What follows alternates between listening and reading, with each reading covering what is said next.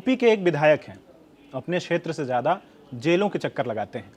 फिर भी दबदबा ऐसा है कि किसी भी पार्टी के टिकट पे चुनाव लड़ें, हारते नहीं हैं। लेकिन इस बार सीन बदला हुआ है।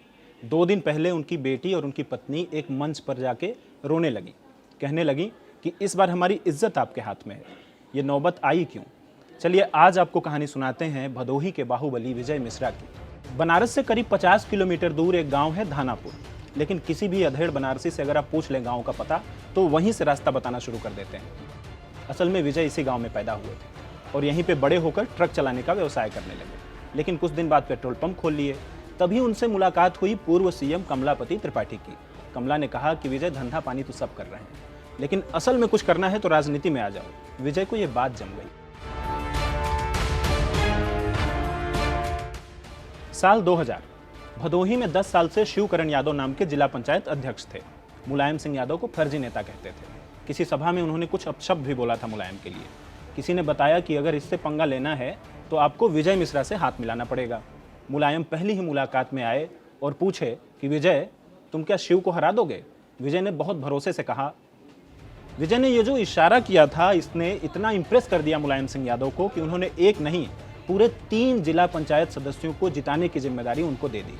कमाल की बात यह कि तीनों जीत गए और शिवकरण को गद्दी से उतारकर विजय मिश्रा काबिज हो गए जिला पंचायत अध्यक्ष की गद्दी पे। मुलायम इतना खुश हुए कि इनाम में 2002 का विधानसभा का टिकट दे दिया। अब विजय को मुलायम ने उंगली पकड़ा दी थी। वो अपनी ज्ञानपुर सीट के अलावा हंडिया, भदोही, मिर्जापुर भी घूमने लगे। साल 2002 में उन्होंने गोरखनाथ पांडे को हराया और पहली बार विधायक बन गए। उनके दम पर ही मिर्जापुर और हंडिया वाले विधायक भी जीत गए सपा वाले। क्षेत्र में विजय की हनक बढ़ने लगी। धमकीबाजी, उगाही, किडनैपिंग जैसे मामले अब उनके ऊपर दर्ज होने लगे। साल 2005 तक कुल 20 मामले उनके ऊपर दर्ज हो गए थे, लेकिन कोई कार्रवाई नहीं होती थी। साल 2007 में प्रदेश में मायावती आई और उन्होंने कहा कि विजय की फाइलें खोलो। 2 साल बाद यानी 2009 में विजय के लिए वारंट कट गया। इधर से पुलिस निकली, उधर से विजय मुलायम सिंह की एक सभा में मंच पे चढ़ गए। दोनों हाथ जोड़ के कहने लगे कि नेताजी, आपको हमारी पत्नी रामलली के सिंदूर का वास्ता है, मुझको बचा लीजिए। मुलायम सिंह ने उनकी आंखों में देखा, कहा डरो मत, जिसकी हिम्मत हो वो तुमको पकड़ के तो दिखाए। कुछ ही देर में मंच से उतरे और विजय को लेकर के अपने हेलीकॉप्टर में बैठ गए। उड़ते हुए चले गए। पुलिस हवा में ताकती रह गई। इसी के बाद 12 जुलाई 2010 को प्रयागराज में वो धमाका हुआ था जिससे पूरा प्रदेश हिल गया। बसपा सरकार के कैबिनेट मंत्री नंद गोपाल गुप्ता रोज की तरह अपने घर से 1 किलोमीटर दूर एक मंदिर में पूजा करने गए थे, लेकिन गाड़ी से उतरते ही उनके बगल में जो स्कूटी खड़ी थी, धमाका हो गया उसमें। काला धुआं छटा तो पत्रकार विजय प्रताप सिंह, राकेश मालवी और मंत्री के गनर की लाश पड़ी थी। नंदी का पेट फट गया था, आंतें बाहर आ गई थी, हथेली के चीथड़े उड़ गए थे। हो हल्ले के बीच किसी ने नंदी को गाड़ी में बिठाया और सीधा अस्पताल ले जाने के बजाय शहर के चक्कर कटवाते रहा। बहुत समय बाद नंदी जाकर एसआरएन अस्पताल में भर्ती हुए थे। कहते हैं कि उन्हें 8 दिन तक होश नहीं आया।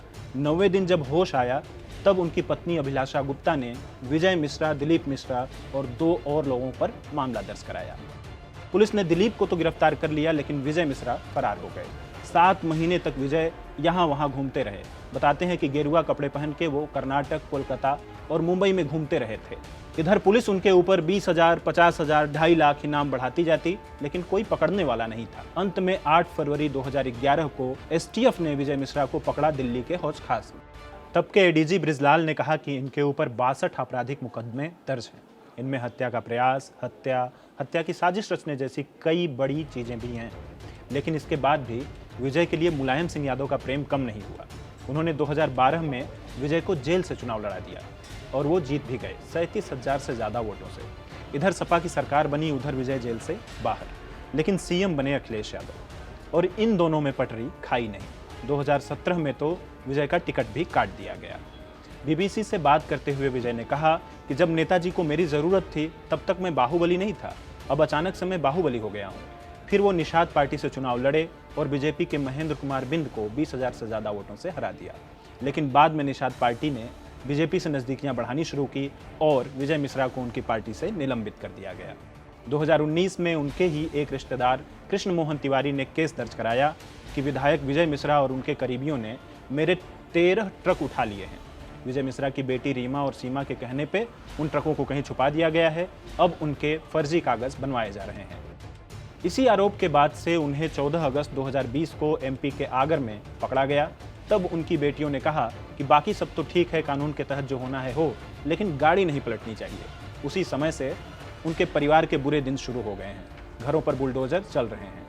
लेकिन इस बार विजय मिश्रा फिर से चुनाव मैदान में हैं। इस बार भदोही की ही एक पार्टी के टिकट पे चुनाव लड़ रहे हैं। फिलहाल वो आगरा की जेल में बंद हैं। उनके जगह पर उनकी पत्नी और बेटी रो रो कर प्रचार कर रही हैं। आज कहानी में इतना ही। कल हम एक ऐसे बाहुबली की कहानी सुनाएंगे जिन्हें पुलिस ढूंढ रही है और वो सरेआम अपने क्षेत्र में गिल्ली डंडा खेल रहे हैं। शेयर और डाउनलोड करें दैनिक भास्कर ऐप।